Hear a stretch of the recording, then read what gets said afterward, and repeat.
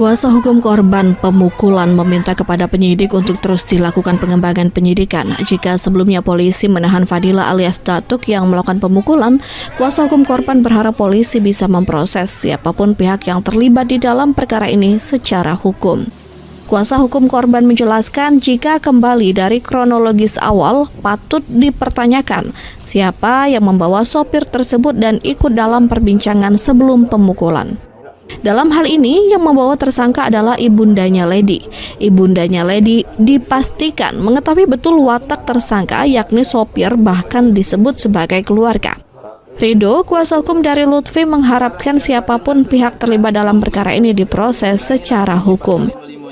Kondisi fisik dari si Lutfi itu memang sekarang masih tahap pemulihan.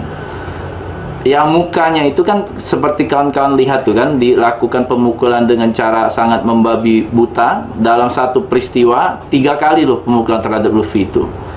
Terakhir kami ketemu itu juga sama Lutfi berapa hari yang lewat, itu matanya itu masih merah, seperti ada yang berkas darah seperti yang ada di media itu, yang fotonya itu masih ada berkas seperti apa itu merah-merah itu yang di bola matanya masih ada itu.